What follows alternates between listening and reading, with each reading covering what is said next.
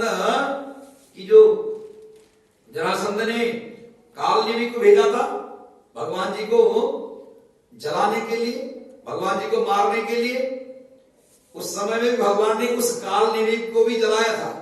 कालनेमी को भी भगवान ने बुलाए कि चलो थोड़ा दूर जाकर के सबके सामने हम युद्ध करें, अच्छा नहीं लगता है, थोड़ा और आगे आ जाओ, और आगे आ जाओ, और आगे आ जाओ, ऐसे करते करते करते करते दूर ले गए, आग ले जाकर के कंदरा पर ले गए थे भगवान ने कालनेमी को ले जाकर के, जहां मुचुकुंद सोए हुए थे कंदरा में।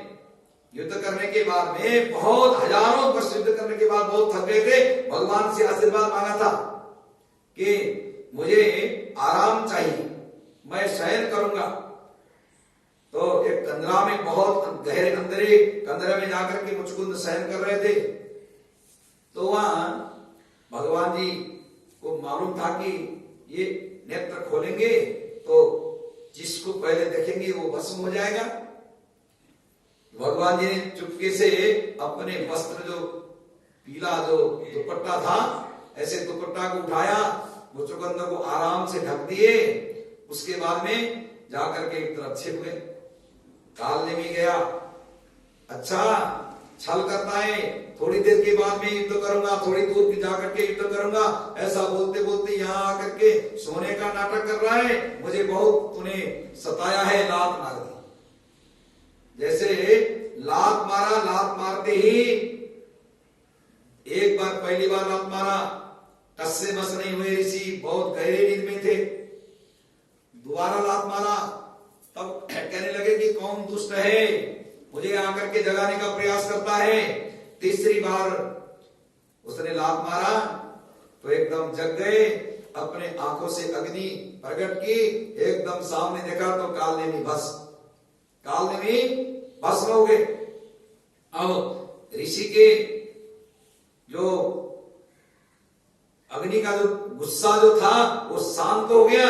शांत होते ही भगवान जी ने, छिपे हुए थे भगवान, आकर के दर्शन दिए। महाराज आपने बहुत मेरे ऊपर कृपा किया है, क्योंकि इस कालनेमी को तो मारना ही था, जलाना ही था, आपने अच्छा काम किया। वहां भी मुचुकुंद ने बड़ी सुंदर स्तुति किया है। आगे जाकर के भगवान श्री कृष्ण रुक्मिणी जी के पास में ज्यादा जाते थे, रुक्मिणी जी के पास जाकर के वार्ता करते थे। अब रुक्मिणी जी ने भी ये कह दिया था कि आपने चाहे जितनी मर्जी आप विवाह करें, कुछ भी करें, सबसे अग्रणीय मुझे ही रखना होगा। तो भगवान जी बार बार वार्ता किया करते थे रुक्मिणी जी से।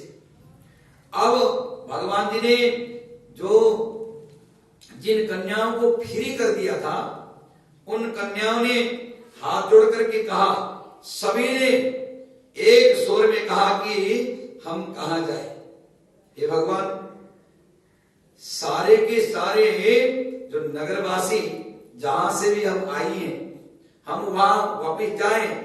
तो कन्याएं 20, 22, 25 साल की कन्याएं हैं, उन कन्याओं को राजा के बंदी गृह में कई साल तक बंदी रहने के बाद में वापिस कन्या चली जाए तो लोग तो यही बोलेंगे ना कि कहां जाकर के आई है, किसके यहां गई, क्या करके आई है, और कैसे रही है, अब तक सुरक्षित थी या नहीं थी, अनेक बातें होंगे।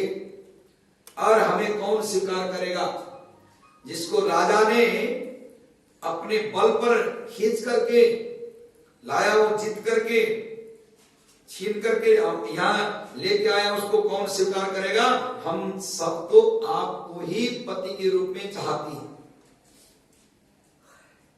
भगवान ने कहा कि हम तो पहले ही 8 शादी कर चुके हैं, अब और इकट्ठे इतने पूरी फौज के साथ में कैसे शादी करें। तो कहा, हमने तो आप चाहे कुछ भी करें, हमने तो आपको पति के रूप में स्वीकार कर लिया है। तो भगवान ने पहले ही आशीर्वाद दिया था उनको, जब भगवान जी यज्ञ कर रहे थे राम अवतार में। राम अवतार में भगवान ने पहले तो सीता जी तो जंगल में ले जाकर के छोड़ दिया सीता जी को त्याग कर दिया। त्याग करने के बाद में यज्ञ करने का मन हुआ। यज्ञ करते समय में पत्नी को साथ में रखना जरूरी था।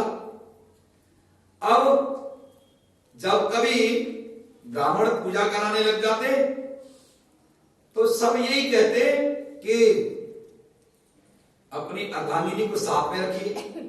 हम भी पूजा कराते हैं तो जोड़े में बैठ जाइए बोलते हैं। जब कोई बड़ा पूजा होता है तो जोड़े में बैठना अच्छा लगता है।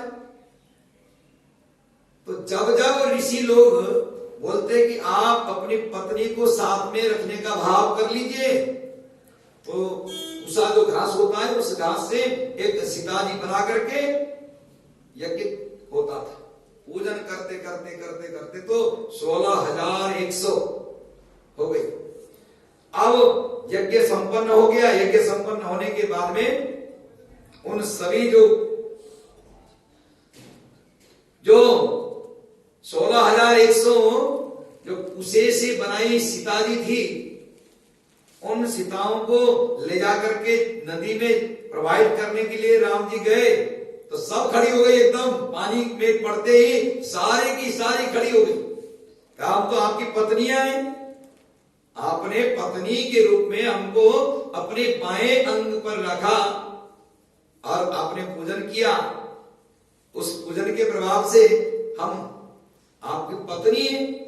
पत्नी के रूप में जैसे हम लोग पिंडदान करते हैं, कहीं पिंडदान होता है तो कुसा घास को लेकर के उसको भिगाते हैं, उससे तैयार करते हैं, मूर्ति बनाते हैं। हमारे पिताजी का मूर्ति है, क्योंकि कुसा के द्वारा बनाया हुआ मूर्ति असली मूर्ति होता है।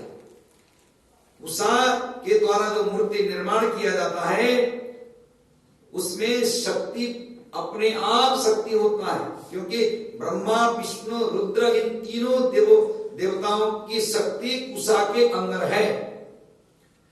उसके मूल में एक देवता बैठते हैं, ब्रह्मा जी, विष्णु, रुद्र। ये तीनों देवता अलग अलग करके कुसा में निवास करते हैं। और जड़ से युक्त जो कुसा है, उस कुसा से यदि किसी की मूर्ति बना दिया जाए तो प्रत्यक्ष होता है। तो यहां राम अवतार में उन्होंने प्रत्यक्ष 16,100 जो देवियां थी उनको प्रवाहित करते जीवित देखा। सबने हम जाने को तैयार नहीं है। राम जी ने कहा कि मैंने इस अवतार में एक ही स्त्री का व्रत, एक नारी का व्रत मैंने धारण किया है। आप द्वापर युग में जब मैं कृष्ण अवतार में आऊंगा उस समय में आप सभी किसी ने अनेक अनेक राजाओं के यहां जाकर के राजकुमारी बन करके पैदा होना, और वहां एक भौमासुर नाम का दैत्य जो असुर होगा वो तुम्हारे पिताओं को जीत करके तुम लोगों को एकत्र करेगा, और जब मैं उसका संहार करूंगा तब उस समय में तुम मुझे वर्ण करना। राम जी ने आशीर्वाद दिया था। उनके आशीर्वाद के फलस्वरूप ये सब कुशा बन करके नदी में प्रवाहित हो गई। अब द्वापर युग में आकर के भगवान श्री कृष्ण को मालूम था ये सब कुछ, परंतु उन कन्याओं की बात को रखने के लिए कि कन्या ये न सोचे कि जबरन भौमासुर से छीन करके अपने आप विवाह कर लिया, ऐसा न सोचे कोई। इसलिए भगवान ने वचन रखा था, भगवान ने तथास्तु कह दिया, उनसे विवाह हो गया।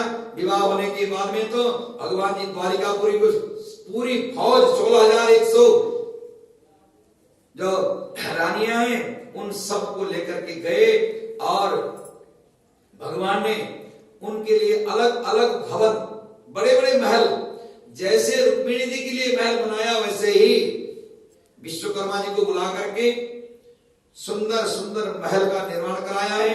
16,108 राजमहल, बड़े बड़े महल, सुंदर सुंदर महल, किसी में भी कोई कमी नहीं।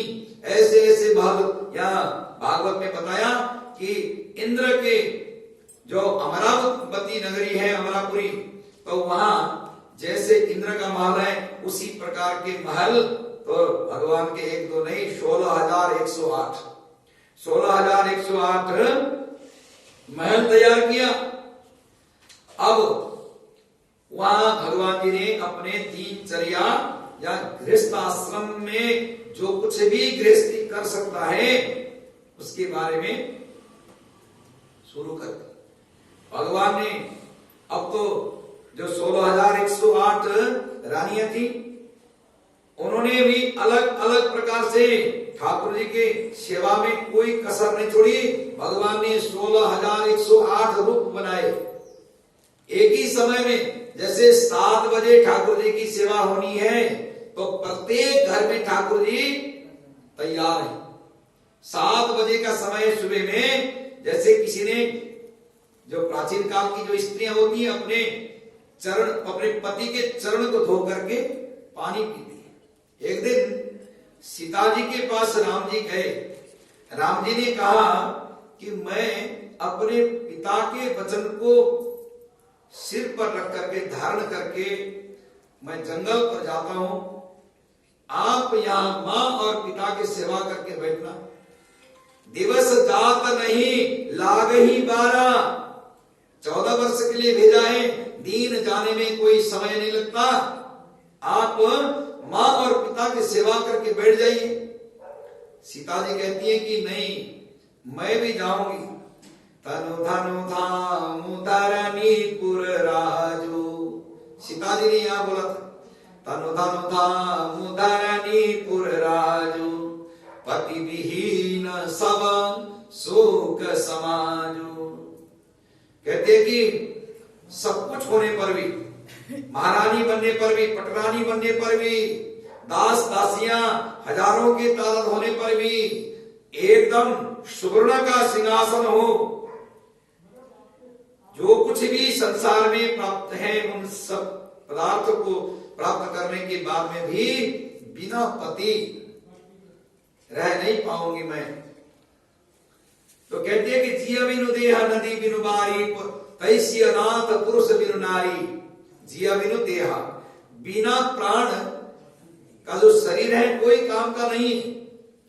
उसी प्रकार जिया बिनु देहा नदी बिनु बारी, बिन पानी का नदी भी कोई काम का नहीं।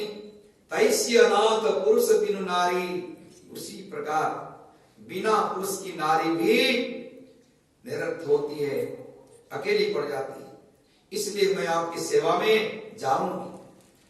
तो राम जी ने दूसरा ये कहा कि जंगल में कोई भोजन करने का व्यवस्था नहीं है, क्या खाओगी? रहने के लिए भी कोई आश्रम आदि नहीं है। किसी ने राम जी जंगल में आएंगे और यहाँ विश्राम करेंगे, यहाँ रात बिताएंगे, ऐसे बोल करके किसी ने कोई भवन आदि निर्माण तो किया नहीं है। कहां रहोगी? तो सीता जी के मुख से क्या निकलता है? पाय पखारी बैठी तरु छाई। रामायण में है कि नहीं? पाय पखारी बैठी तरु छाई, करिहम बाहु मुदित मन माई।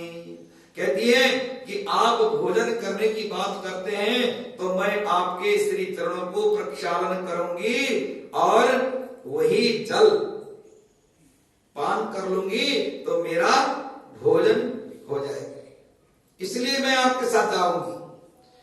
आपने कहा कि रहने का व्यवस्था नहीं है, तो कहते कि बैठी तरु छाई, पेड़ के नीचे बैठूंगी, परंतु आपके श्री चरणों की सेवा जो है मुझसे मत छीनिए। मैं बार बार रात दिन आपके श्री चरणों की सेवा की दासी हो और हमेशा दासी ही रहूंगी, हमेशा सेवा ही करते रहूंगी। मुझे आप साथ ले चलिए जंगल। राम जी मना ही नहीं कर पाए। राम जी ने साथ में ले जाने का विचार बना लिया। तो यहां 16,108 रानियां भगवान श्री कृष्ण के चरण सेवा कर रही हैं।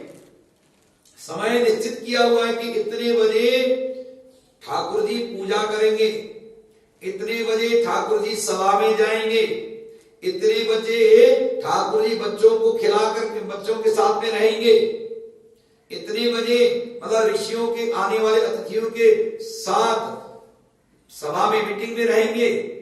सारा जो अलग अलग जो दिन के पूरी रूटीन बना रखा था। अब ठाकुर जी ने एक ही समय में 16,108 रूप धारण करके सबके यहाँ सब रानियों को ये लगा कि मेरे ठाकुर जी ज्यादा बहुत सारे हैं, ऐसा किसी को नहीं लगा। किसी 16,108 रानियों को मतलब 8 पटरानी 16,108 रानी 100 रानी उन सभी को कभी ठाकुर जी ने ये मन में भाव नहीं होने दिया कि मेरे पति दूसरे रूप में दूसरे घर में भी इस समय में होंगे, ऐसा किसी को नहीं लगा। ये उनको लगा तो क्या लगा कि मेरे पति यही हैं, दूसरी जो सौतन है वो अकेली बैठी है। परंतु ठाकुर जी ने सबके यहाँ व्यवस्था कर रखा। अब प्रत्येक दिन भगवान जी पूजन के बाद में भगवान जी ने गौदान करने का संकल्प लिया था। अब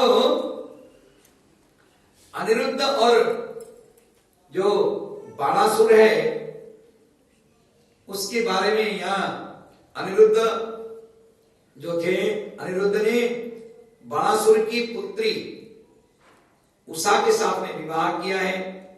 बाणासुर जो है भगवान शंकर का बहुत बड़ा भक्त था, बड़ा प्रेमी भक्त था। शंकर भगवान को स्तुति करते करते करते करते शक्तिशाली बन गया था। अभी भी आज भी कलयुग कितना बढ़ गया, 5,300 से ज्यादा 5,100 से ज्यादा कलयुग बीत चुका है। आज भी उस बाणासुर के द्वारा निर्माण किया हुआ जो बाणासुर का जो राज्य था, ये आसाम राज्य आदि जो है ये सब बाणासुर का राज्य है। जो कामाख्या मंदिर है, उस मंदिर का स्थापना बाणासुर के द्वारा देवी पूजन के लिए किया है। आगे जाकर के और सारे मंदिर हैं, बाणासुर के हाथों से बने हुए मंदिर अभी भी हैं। भगवान भोले बाबा की भी मंदिर है, अभी तक है। तो बाणासुर शिव जी का बड़ा भक्त था। परंतु इधर बाणासुर जब उसने अनेक उटपटांग काम किए तो भगवान श्री कृष्ण अपने जो पोते हैं उनसे मतलब भगवान के पोता जो है वो अनिरुद्ध उस बाणासुर की पुत्री से प्रेम करने लगा। विवाह हो गया। विवाह होने के बाद में वो ईर्ष्या करता है, गुस्सा करता है कि हमारी पुत्री को तुमने जबरन विवाह किया है, युद्ध करने लगता है। अब क्या करें, भगवान को भी युद्ध करना पड़ा। अब जैसे भगवान श्री कृष्ण बाणासुर के साथ में युद्ध करने गए, उस समय में उसने बाणासुर ने अपने देवता को बुला लिया। किसको? भोले बाबा को। भोले बाबा को बुलाया है और भोले बाबा आ गए त्रिशूल लेकर के। अब कौन कौन युद्ध कर रहा है? इधर से भगवान श्री कृष्ण और उधर से बाणासुर। बाणासुर के गुरु भगवान भोले बाबा शंकर बाबा आपस में युद्ध करते हैं। युद्ध करने के बाद में भगवान शंकर ने उस बाणासुर को समझाया, कहा कि ये तुम क्या कर रहे हो, अनर्थ कर रहे हो। जगत के स्वामी से युद्ध करके कब तक युद्ध करने का प्रयास करते रहोगे, तुम शरणागत हो जाओ। तो भगवान शंकर ने जैसे भगवान से अलग हो गए, शंकर जी भगवान जी को माथा टेक करके वहां भी चले गए, तो बाणासुर मारा गया। और बाणासुर भी बड़ा भक्त था। वो बाणासुर कौन था? आप कथा सुनते हैं तो याद रखना चाहिए, लिख के रखना चाहिए कि कौन कौन है, कि हर कथा में ये सब नहीं आती। क्योंकि शॉर्टकट में लोग जाते हैं तो रुक्मिणी विवाह के बाद में सीधे प्रसंग में जाकर के ये कीर्तन आदि करने के बाद में सीधे सुदामा चरित्र तक पहुंचते हैं। ये कथा जो है रुक्मिणी विवाह 10वें स्कंद के 53 अध्याय में है और सुदामा चरित्र का है 81-82 अध्याय में। मतलब 53 अध्याय में रुक्मिणी विवाह, 82 अध्याय में जाकर 81-82 अध्याय में जाकर के सुदामा करे। इसके बीच में क्या चीज है? बीच में बहुत सारी कथाएं, तो ये कथा कभी कभी छूट जाती है और समय के न रहने पर भी दौड़ना पड़ता है। तो आगे बाणासुर के मृत्यु के बाद में विवाह उनका हो गया है, बाणासुर मारा गया। तो बाणासुर वो था, बाणासुर के जो पिता का नाम था बलि राजा। बलि राजा का पुत्र था बाणासुर। बाणासुर को भगवान ने उद्धार इसलिए किया कि इसके दादा परदादा जो है मेरे परम भक्त थे। प्रहलाद कितने बड़े भक्त थे।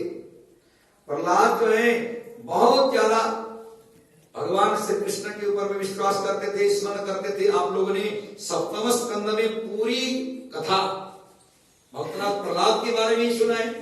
भगवान ने उस भक्त के कल्याण के निमित्त नरसिंह रूप धारण किया।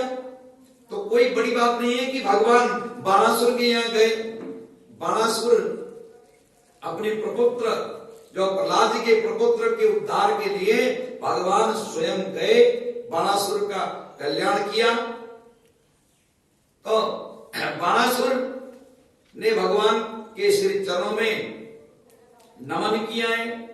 आगे भगवान जी के जो घर में जो 16,108 जो रानियां थी, उन रानियों से प्रत्येक रानियों में से 10-10 पुत्र और 1-1 कन्या का जन्म हुआ। प्रत्येक के घर में प्रत्येक पत्नियों से 10-10 पुत्र, 1-1 कन्या। अब ये कन्या आदि भी बढ़ गई और विशेष करके जो पुत्र 16,108 इंटू 10 करोगे तो बहुत ज्यादा हो जाएगा। तो इतने सारे पुत्र हैं, तो कोई झुंड बना करके एक तरफ पूर्व की तरफ खेल रहे हैं, कोई दक्षिण की तरफ, कोई पश्चिम उत्तर की तरफ, चारों तरफ टीम बन गई खेलने के लिए। अब प्रद्युम्न, गज, सांब आदि ये सब एकत्र होकर के खेलने के लिए गए थे। खेलने के लिए गए तो बहुत देर तक खेलने के बाद में प्यास लग गया, बहुत ज्यादा प्यास। बच्चों को ज्यादा प्यास लगता है, खेलते खेलते दौड़ते हैं, छलांग लगाते हैं, लड़ते झगड़ते हैं, एक दूसरे को गिराते हैं, कुश्ती खेलते हैं, करते करते प्यास, ज्यादा ही प्यास लगी। अब पानी कहां मिलेगा? एक बहुत दूर में दौड़ करके गए तो एक कुआं दिखा। उस कुएं में देखा तो पानी बहुत नीचे था। पानी कैसे निकाले?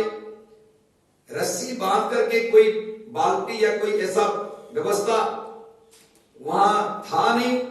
ऐसे देखा तो बहुत बड़ा गिरगिट, एक गिरगिट जो है छिपकली जैसा, जो बड़ा छिपकली होता है ना, छिपकली का ही बड़ा आकार है गिरगिट। तो वो जो गिरगिट जो है तो पानी के अंदर में कहां से गिरा हुआ है पता नहीं, उस कुएं के अंदर में जो होती है पृथ्वी से पानी निकालने वाला, तो वहां गिरा पड़ा।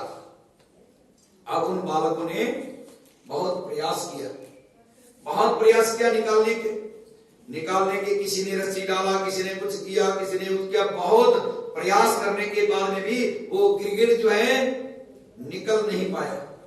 अब उनमें से कोई बालक दौड़ करके भगवान के पास गए, जाकर के भगवान से अपने पिताजी से कहते हैं, पिताजी जल्दी चलो। छोटे छोटे बच्चे क्या बोलते हैं, पापा जी जल्दी चलो, आ जाओ, आओ ना, आओ। ऐसे करके खींच करके अपने पिताजी के कपड़े खींच करके, अंगुली खींच करके ले जाते हैं कि कोई नाटक हो रहा हो या कुछ ऐसी बात हो रही हो।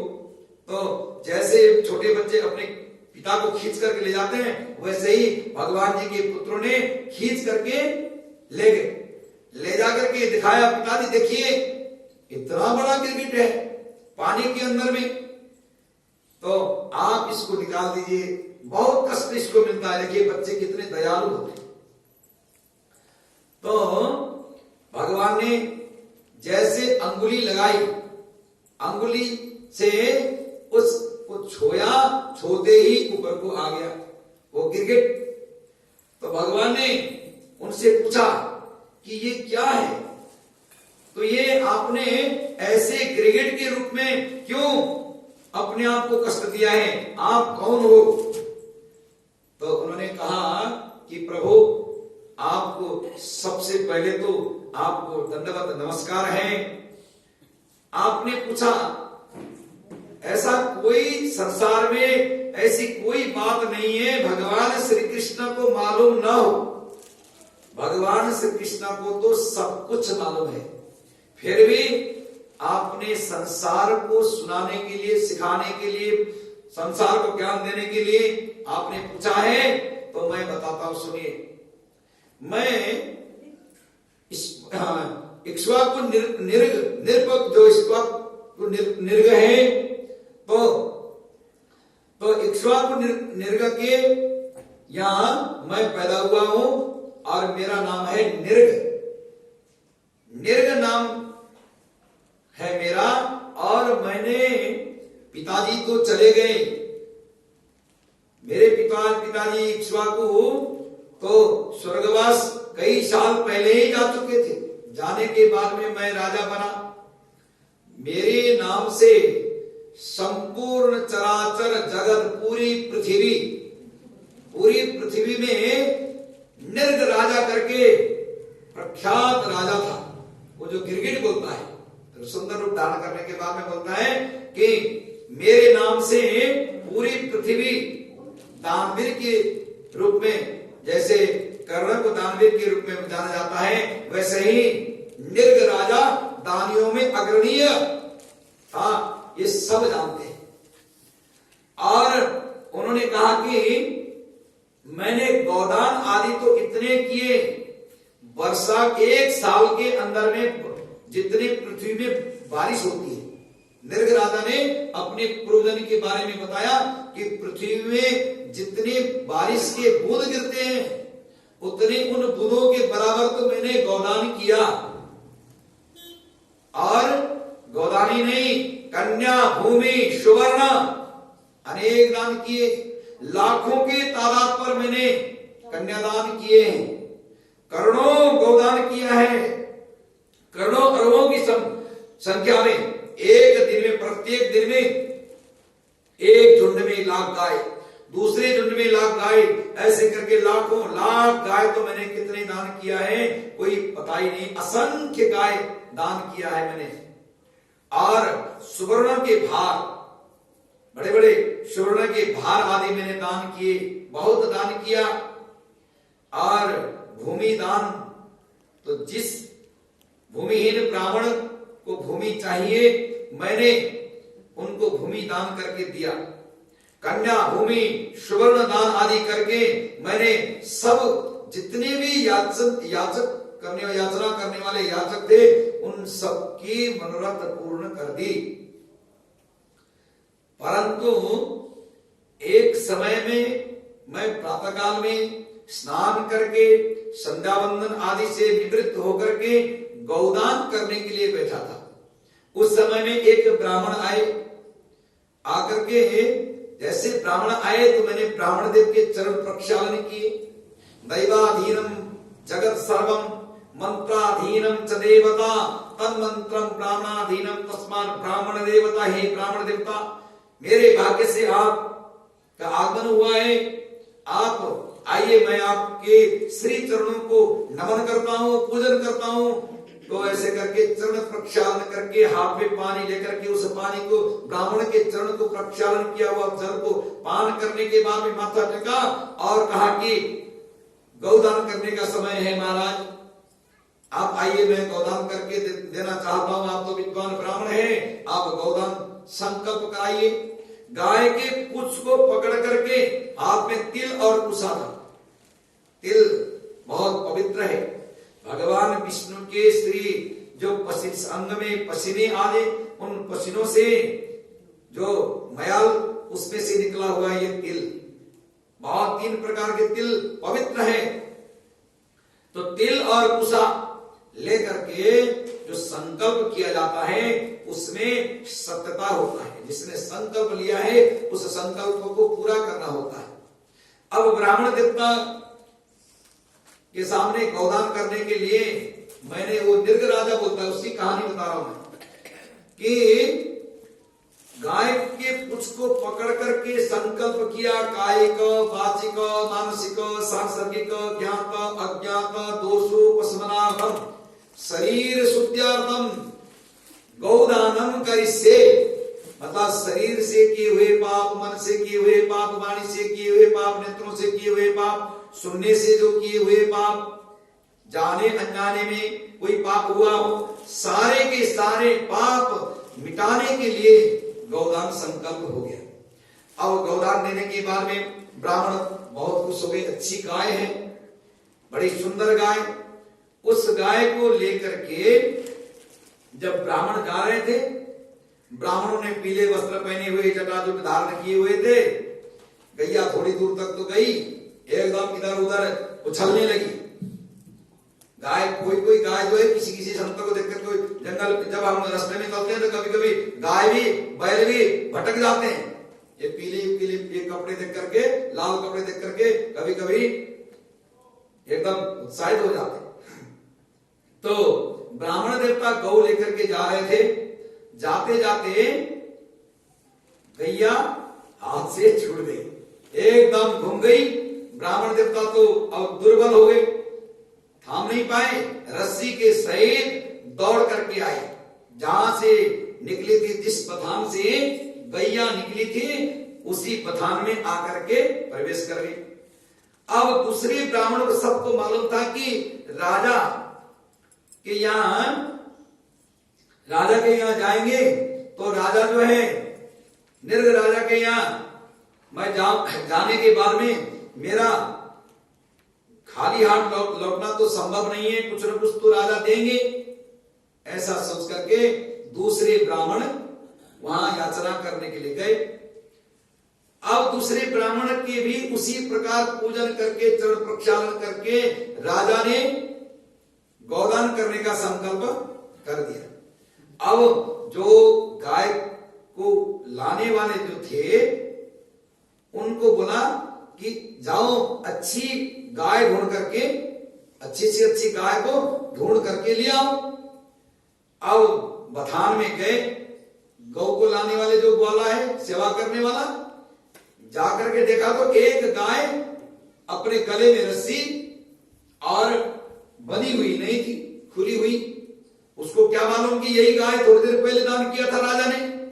बथान में जाकर के बैठी थी, घुलमिल हो गई थी, उस गाय को खींच करके ले आया। अब कहां खूंटा खोल में बना हुआ रस्सी खोलना है, खुली हुई है, इसी को ले जाता हूं, अच्छी भी वही थी। उसी गाय को उठा करके लिया, राजा को थमा दिया।